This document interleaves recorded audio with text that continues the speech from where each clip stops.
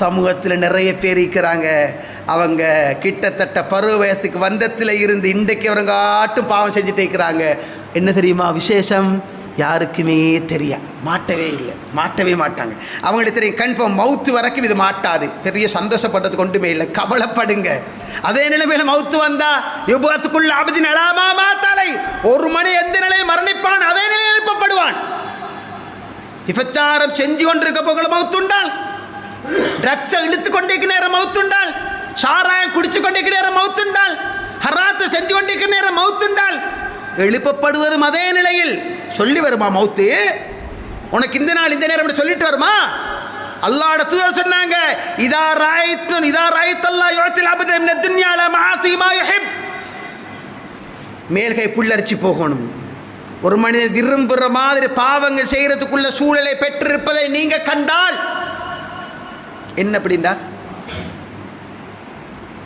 எங்கட துறை 3 மாதம்தான் ஸ்ரீலங்காவில் இருப்பார், அடுத்த 9 மாதம் வெளிநாட்டில் தான் இருப்பார்.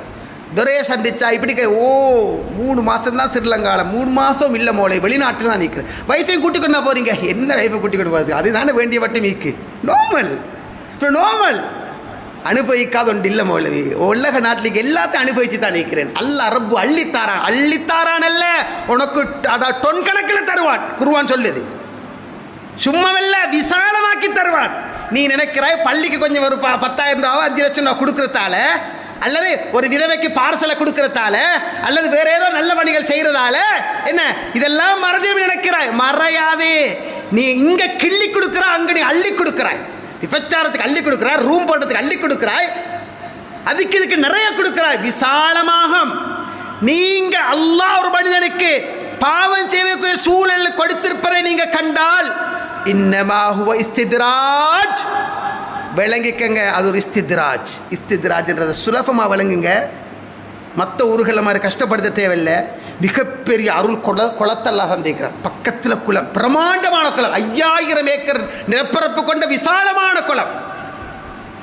இதில் மீனை பிடிக்கிறதுக்கு கொக்கியில் அப்படி புழுவை போடுவோமே, இஸ்தித்ராஜ். புழுவை போட்டுடுவோம், போட்டுட்டு நிற்போம். மலாரம் வந்து கொத்திச்சு, இழுக்க மாட்டோம், விடுவோம். இழுங்க இருடா, விடுவோம். இப்போ இந்த விலங்கு தூக்கிடுவோம். மீன் கலந்து விழாது வந்துடும். ஏன் தெரியுமா? நல்லா கொக்கியில் மாட்டிட்டாரு. இஸ்தித்ராஜ் எப்படி தெரியுமா? அல்லாஹ் ஒருத்தனுக்கு பாவம் செய்ய சூழலை தந்திக்கிறார். கூட்டு குடும்பமா இந்த கவுன்சிலிங் வாரையா, சுப்ஹானல்லாஹ், படித்த பாடங்கள் நிறைய உறவுகளே. சமூகத்துக்கு சொல்ல வேண்டிய நிறைய பாடங்கள் நான் அதில் படிச்சுக்கிறேன்.